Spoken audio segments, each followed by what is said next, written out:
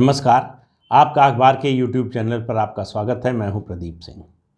आखिरी मुग़ल बादशाह बहादुर शाह जफ़र, उनका साम्राज्य सिकुड़कर इतना कम हो गया था कि उनके बारे में कहा जाता था साहिबे आलम दिल्ली से पालम। तो आप इससे अंदाज़ा लगा लीजिए कि उनकी सल्तनत, उनकी बादशाहत कहाँ तक थी और कितनी दूर तक थी।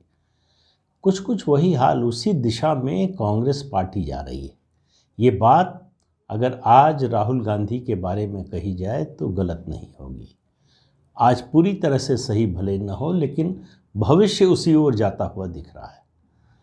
आप देखिए कि जिस तरह से एक एक करके पार्टी के अलग अलग इकाइयों में विद्रोह हो रहा है, असंतोष हो रहा है, पार्टी छोड़कर जा रहे हैं, उस पर विपक्षी क्या बोलते हैं उसको छोड़ दीजिए। पार्टी के अंदर से कैसी आवाज़ें उठ रही हैं, कैसी प्रतिक्रियाएं आ रही हैं। कल मैंने आपको बताया था हरीश रावत के बारे में। हरीश रावत बगावत के मूड में है। हालांकि उन्होंने कहा कि ये मेरा रोज़मर्रा का है, बाद में कहा कि रोज़मर्रा का जो है ऐसा बोलना है, लेकिन ये रोज़मर्रा का नहीं है। उन्होंने सीधे सीधे पार्टी हाईकमान को यानी गांधी परिवार को चुनौती दी थी। उनके खिलाफ सवाल खड़ा किया था कि भाई मुझे कैंपेन कमेटी का चुनाव की अध्यक्ष बनाया है और मेरे हाथ पैर बांध दिए, मुझे काम नहीं करने देते। उनकी नाराज़गी का जो तात्कालिक कारण है, नाराज़गी तो बहुत समय से है, वो जब पंजाब के प्रभारी थे तब से मांग कर रहे हैं कि अगर उनको मुख्यमंत्री पद का उम्मीदवार बनाया जाना है, उनके नेतृत्व में चुनाव होना है, तो प्रदेश अध्यक्ष उनकी मर्ज़ी का होना चाहिए, पूरी टीम होनी चाहिए उनकी। उसके अलावा वो चाहते थे कि उनको मुख्यमंत्री के रूप में प्रोजेक्ट करे, पार्टी इसकी घोषणा करे। ये दोनों बातें नहीं हो रही, लेकिन फिर भी वो काम कर रहे थे। अब समस्या ये हुई कि जो प्रभारी हैं उत्तराखंड के कांग्रेस के देवेंद्र यादव, उनसे और हरीश रावत में ठन गई है, एकदम 36 का आंकड़ा हो गया। 16 दिसंबर को राहुल गांधी गए थे उत्तराखंड। वहाँ पर रैली के दौरान और रास्ते में जो पोस्टर बैनर लगे थे हरीश रावत के, वो हटवा दिए गए। ये बात हरीश रावत को अच्छी नहीं लगी। उसके अलावा जो लोग आए थे राहुल गांधी को सुनने, जो भीड़ आई थी, वहाँ से नारा लग रहा था हरीश रावत जिंदाबाद। देवेंद्र यादव ने उसको भी बंद करवा दिया। कहा कि किसी एक नेता को प्रोजेक्ट मत कीजिए, सबके बारे में बात कीजिए। उसके बाद हरीश रावत का ये ट्वीट आया है कि सत्ता ने जो ये राजनीति का समुद्र है, इसमें बहुत सारे मगरमच्छ छोड़ दिए हैं और मेरे हाथ पैर बांध कर मुझसे इसमें तैरने को कहा जा रहा है। तो मैं कैसे काम करूंगा जब अपने लोग ही साथ नहीं देंगे, जब अपने ही लोग विरोध में खड़े हो जाएंगे, रोड़े अटकाएंगे।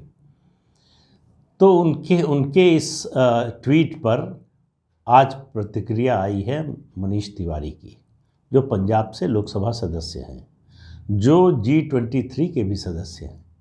उन्होंने ट्वीट किया कि पहले असम, फिर पंजाब और अब उत्तराखंड।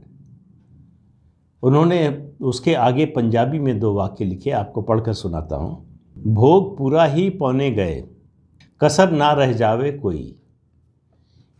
अब आप इससे अंदाज़ा लगा सकते हैं कि ये सीधा सीधा हमला राहुल गांधी पर, सीधा हमला सोनिया गांधी पर है।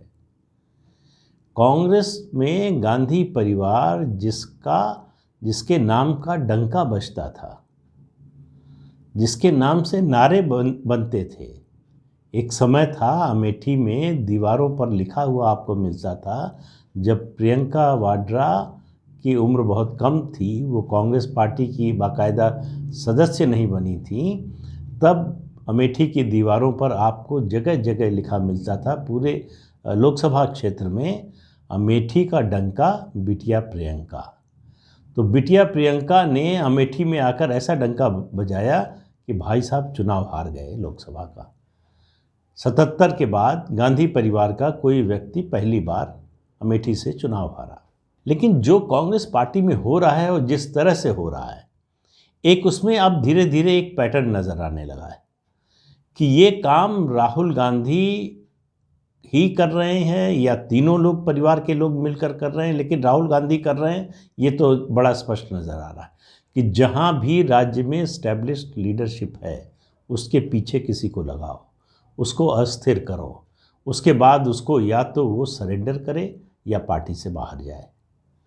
यही स्थिति आपने असम में देखी, जो हेमंत बिश्व शर्मा के साथ हुआ। हेमंत बिश्व शर्मा को जिस तरह से परेशान किया गया, जिस तरह का व्यवहार राहुल गांधी ने किया, वो जग जाहिर है। उसके बारे में बहुत कुछ लिखा और कहा जा चुका है, उसको दोहराने की ज़रूरत नहीं है। और हेमंत बिश्व शर्मा आज असम के मुख्यमंत्री हैं बीजेपी के। आप समझ लीजिए कि कितना बड़ा नुकसान कांग्रेस पार्टी का हुआ। उसके बाद पंजाब में जो सबसे कद्दावर नेता थे कांग्रेस पार्टी के, कैप्टन अमरिंदर सिंह, उनके खिलाफ सिद्धू को लगा दिया गया और तब तक लगा कर रखा गया, तब तक अपमानित कराया गया जब तक उन्होंने पहले मुख्यमंत्री पद से इस्तीफा नहीं दिया और फिर पार्टी नहीं छोड़ दी। और अब उत्तराखंड में हरीश रावत के साथ वही हो रहा। हरीश रावत उत्तराखंड में कांग्रेस पार्टी के सबसे कद्दावर नेता है। सबसे बड़ा जनाधार अगर किसी नेता का उत्तराखंड में कांग्रेस पार्टी में है तो हरीश रावत का है। उनके साथ क्या हो रहा है? बेचारगी का आलम यह है कि उनको ट्वीट करके कहना पड़ रहा है कि उन्हीं की पार्टी के लोग उनका साथ नहीं दे रहे हैं। और उनके ट्वीट के बाद प्रदेश अध्यक्ष जो हैं उन्होंने भी ट्वीट किया है कि मेरी भी हालत कमोबेश ऐसी ही है। ये पार्टी किस तरह से चलाई जा रही है? राहुल गांधी, जो मैं बात कर रहा था कि एक पैटर्न नज़र आ रहा है, इस पार्टी की इस्टेब्लिश्ड लीडरशिप को पूरी तरह से ख़त्म करना चाहते हैं। देखिए, आप कुछ गिराकर नया बनाना चाहें उसमें कोई एतराज़ नहीं है, कोई समस्या नहीं है। हर संगठन में इस तरह की स्थिति आती है कई बार कि आपको पुराने को हटाकर नए को लाना पड़ता है, लेकिन नए को तैयार करेंगे, नया आने की स्थिति में होगा, नया कमान संभालने की स्थिति में हो तब तो नया लाएं। और फिर नया लाएं तो आप तो नया जिस तरह के लोगों को ला रहे हैं, नवजोत सिंह सिद्धू ने अगर आकलन करे कांग्रेस पार्टी, पहले का छोड़ दीजिए, सिर्फ पिछले 6-8 महीने का, कि नवजोत सिंह सिद्धू को आगे बढ़ाने से कांग्रेस का पंजाब में फ़ायदा हुआ या नुकसान। ये नफ़े नुकसान का कोई आकलन तो होगा, कोई बैलेंस शीट तो बनेगी कि फ़ायदा हुआ पार्टी को कि नुकसान हुआ। आप कोई भी फैसला लेते हैं तो उसकी समीक्षा करते हैं कि इस फैसले को आगे बढ़ाना चाहिए, इस फैसले पर टिके रहना चाहिए या इसको बदलने की ज़रूरत है। अगर आपको ये समझ में आ रहा हो कि इस फैसले से नुकसान हो रहा है, आप तब भी नहीं बदल रहे हैं, तो इसका मतलब आप जो है वो सेल्फ डिस्ट्रक्ट मोड में चले गए हैं। आप अपनी ही पार्टी को बर्बाद करने पर आमादा हैं। और राहुल गांधी के साथ यही हो रहा है। वो चाहे पार्टी के संगठन की बात हो, चाहे मुद्दों की बात हो, वो एक सिंगल ट्रैक पे चलते हैं। जो उन्होंने कह दिया, जो उन्होंने सोच लिया, बस उनके लिए वही फाइनल है। क्योंकि पार्टी में कोई सलाह मशवरे का कोई तरीका है नहीं, कोई मंच नहीं रह गया है। कांग्रेस वर्किंग कमेटी डिफंक्ट हो गई है।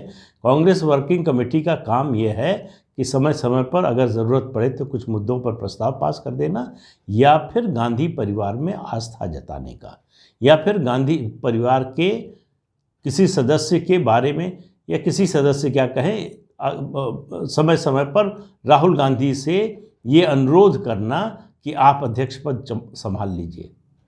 राहुल गांधी अध्यक्ष पद संभालें या न संभालें, वो अध्यक्ष के रूप में वही काम कर रहे हैं। तो फिर उनके संभालने या न संभालने से पार्टी में कौन सा अंतर आ जाएगा? और जो G23 ने मुद्दा उठाया था कि राहुल गांधी को अगर सीरियसली राजनीति करनी है तो करें, नहीं तो अलग हटें, दूसरे को मौका दें। तो राहुल गांधी न तो गंभीरता से राजनीति करने को तैयार हैं और न वहाँ से हटने को तैयार हैं। उन्हें सत्ता चाहिए, उन्हें अधिकार चाहिए, लेकिन उत्तरदायित्व तो नहीं चाहिए, उन्हें जिम्मेदारी नहीं चाहिए। उससे वो भागते हैं, कभी जिम्मेदारी लेने को तैयार नहीं होते। 2017 में बहुत ठोक पीट के उनको किसी तरह से दिसंबर में अध्यक्ष बनाया गया था, इस उम्मीद से कि कांग्रेस गुजरात का चुनाव जीतने जा रही है। तो गुजरात चुनाव के नतीजे आने से कुछ समय पहले अध्यक्ष पद पर उनको सुशोभित किया गया, इस उम्मीद में कि जीत का सेहरा राहुल गांधी के सिर बंधेगा। लेकिन जीत का सेहरा तो बंधा नहीं। उसके बाद क्या हुआ 3 राज्यों के चुनाव में, जहां जीत हुई वहां उसके बाद क्या हुआ, ये सब बताने की ज़रूरत नहीं। लेकिन कुल मिलाकर बात यह है कि राहुल गांधी एक ऐसी शख्सियत बन गए हैं जो विपक्षी एकता के रास्ते में बाधक हैं, जो किसी राष्ट्रीय विमर्श के गढ़ने में विपक्ष के बाधक हैं, जो अपनी पार्टी के विकास में बाधक हैं, जो अपनी पार्टी का जहां भी जनाधार वाला नेता है उसको बनाए रखने में बाधक हैं, तो राहुल गांधी पार्टी में क्यों हैं? ये सवाल मैं नहीं पूछ रहा हूँ, ये सवाल मैं कह रहा हूँ पूछना चाहिए कांग्रेस के लोगों को। जिन लोगों को लगता है कि उनकी भविष्य की राजनीति कांग्रेस पार्टी में ही चलनी है, उनको पूछना चाहिए कि राहुल गांधी उन्हें क्या दे रहे हैं या राहुल गांधी से उनको क्या मिल रहा है।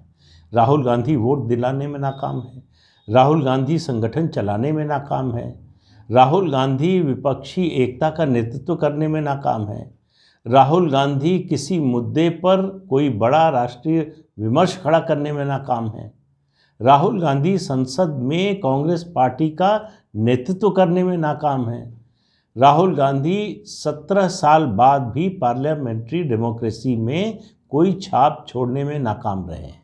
वो अभी तक ऐसा कुछ नहीं संसद में बोल या कर सके हैं जिसके लिए उनको याद किया जाए। 17 साल का समय बहुत लंबा समय होता है। राजनीति में तो कहते हैं एक पल बहुत बड़ा होता है।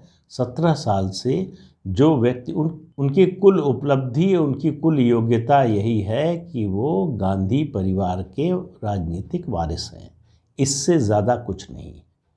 वो जब से आए हैं पार्टी को आगे ले जाने की बजाय पीछे ही ले गए। लेकिन कांग्रेस पार्टी ने ऐसा लगता है ये तय कर लिया है कि वो राहुल गांधी के साथ सती हो जाएगी, लेकिन आवाज़ नहीं उठाएगी। जिन लोगों ने आवाज़ उठाई वो भी कुछ समय तक बोलने के बाद फिलहाल तो चुप ही हो गए। आगे बोलेंगे नहीं बोलेंगे पता नहीं, लेकिन इतना तो तय है कि राहुल गांधी के नेतृत्व में कांग्रेस पार्टी का कोई भविष्य नज़र नहीं आता। ये मैं बार बार कह रहा हूँ, आज फिर कह रहा हूँ।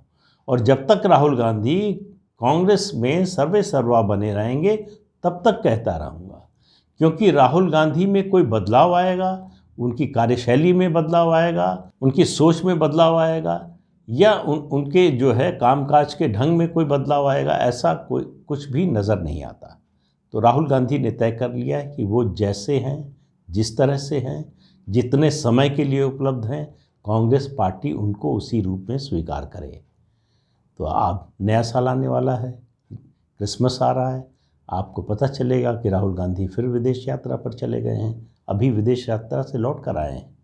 तो देश में कुछ भी चल रहा हो, कितना भी बड़ा मुद्दा हो, कोई चुनाव चल रहा हो, राहुल गांधी को अपनी तरह से अपनी ज़िंदगी जीना है।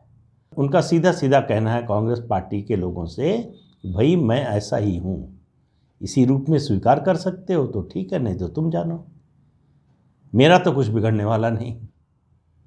तो आज के अंक में इतना ही। अगले अंक में फिर मिलेंगे किसी नए मुद्दे के साथ। तब तक के लिए इजाज़त दीजिए, नमस्कार। आपसे अनुरोध है कि ये चैनल देखिए, शेयर कीजिए, लाइक कीजिए और सब्सक्राइब ज़रूर कीजिए। नमस्कार।